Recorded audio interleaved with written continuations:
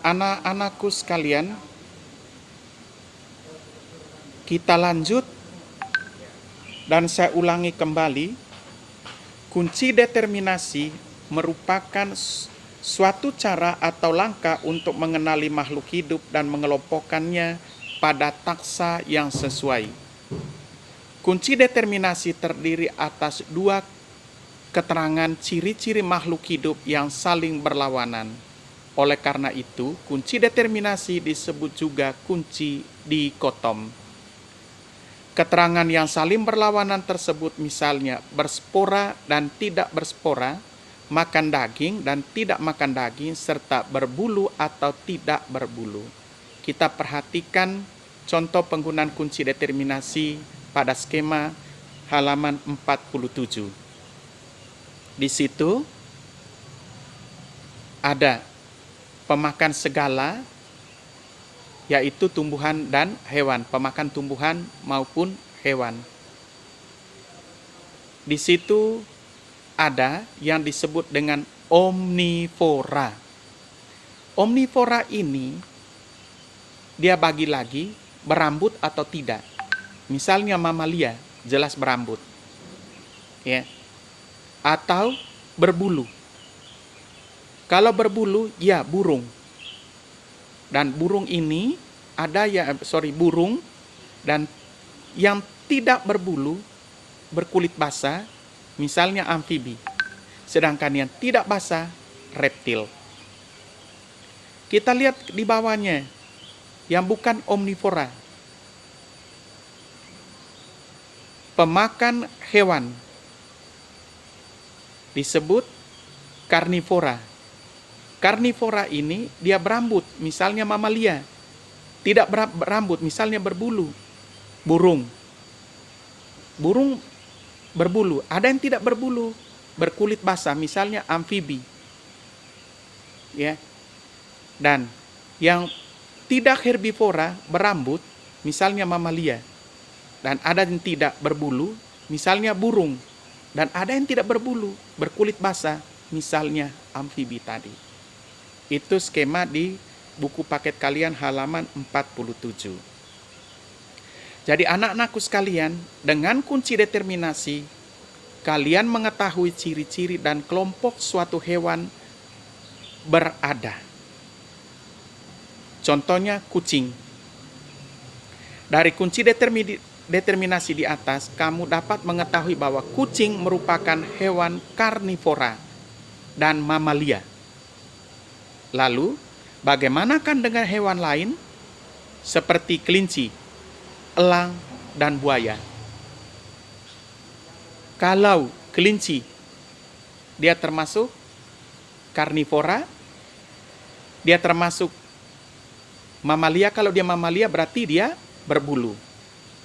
Kalau elang, apakah dia mamalia? Kalau dia bukan mamalia, berarti dia tidak punya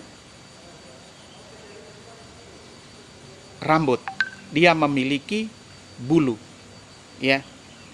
Berikut buaya. Buaya tidak memiliki bulu, tapi dia kulit. Apakah dia basah atau keras? Dia berkulit keras. Jadi anak-anakku sekalian, kalian tentunya tahu setelah melihat kunci determinasi di atas. Nah, di sini apakah kalian dalam pikiran Anda dapat membuat kunci determinasi dengan makhluk hidup yang lain? Silakan dalam pikiran Anda, saya tidak untuk membutuh jawabannya, tapi mohon kalian semua bisa mengerti dengan kunci determinasi yang disebut dengan kunci dikotom setelah menjelaskan materi di atas. Kita lanjut anak-anakku sekalian. Nama ilmiah.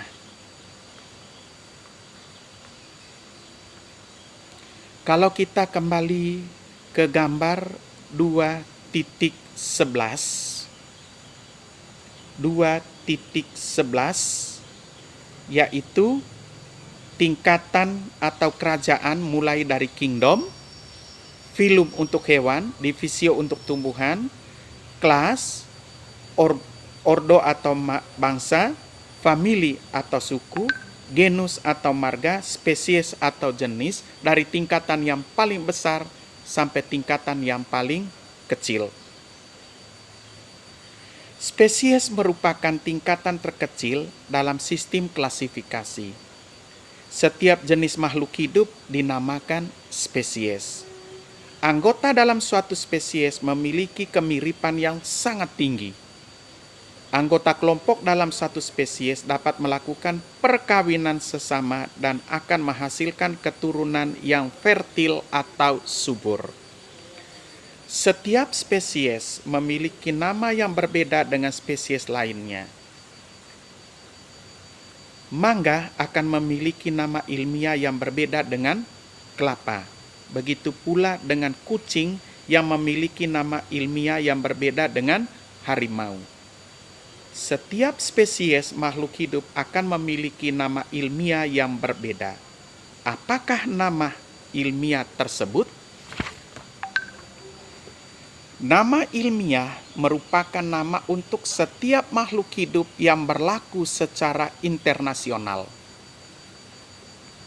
Setiap spesies terkadang memiliki nama yang beragam di setiap tempat. Contohnya, bawang. Dalam bahasa Inggris, bawang merah disebut onion. Dalam bahasa India disebut pies. Dalam bahasa Kanada, iruli. Dan dalam bahasa Tamil disebut vengayan. Nama-nama tersebut boleh jadi tidak dipahami oleh orang dari negara atau daerah lainnya. Oleh karena itu, sangatlah penting ada nama yang berlaku secara internasional. Contoh yang lain, mangga. Kalau Makassar, Taipa. Kalau Toraja, Pau. Kalau Flores, khususnya Manggarai, Pau. Jadi setiap daerah atau negara memiliki nama daerah masing-masing.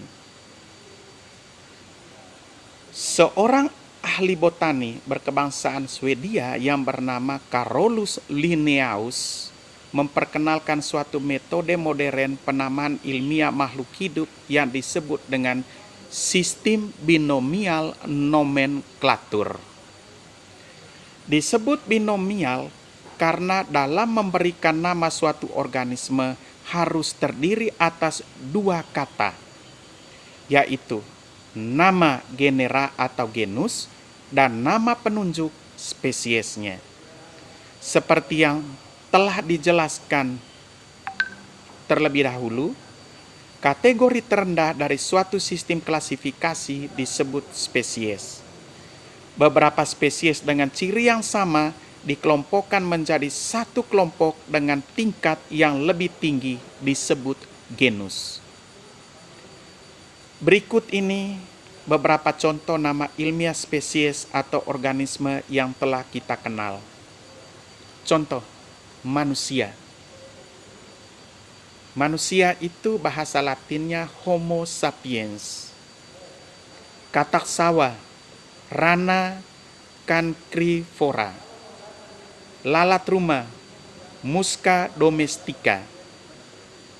Merak hijau, Pavo muticus. Harimau, Panthera tigris.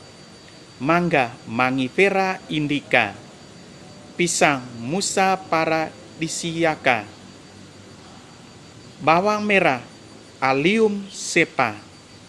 Mawar, Rosa centifolia. Bunga sepatu, Hibiscus rosa sinensis. Kata pertama pada sistem binomial menunjukkan nama genus. Huruf pertama pada nama genus selalu ditulis dengan menggunakan huruf kapital atau huruf besar. Kata kedua adalah nama penunjuk spesies. Huruf pertama pada nama penunjuk spesies selalu ditulis dengan menggunakan huruf kecil. Contoh, manusia.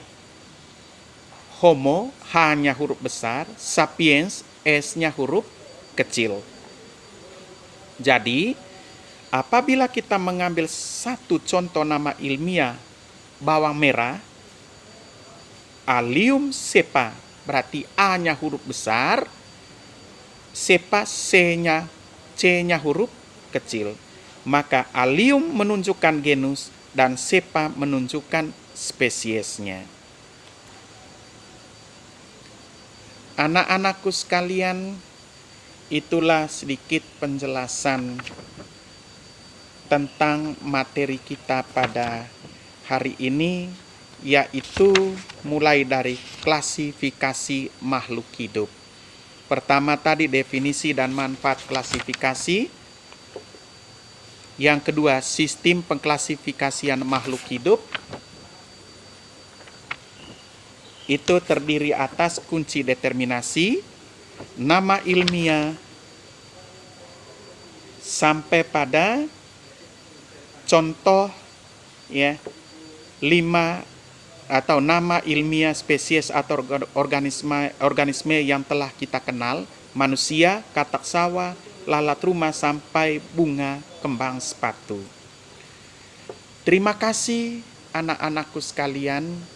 Sampai di sini pertemuan kita kali ini.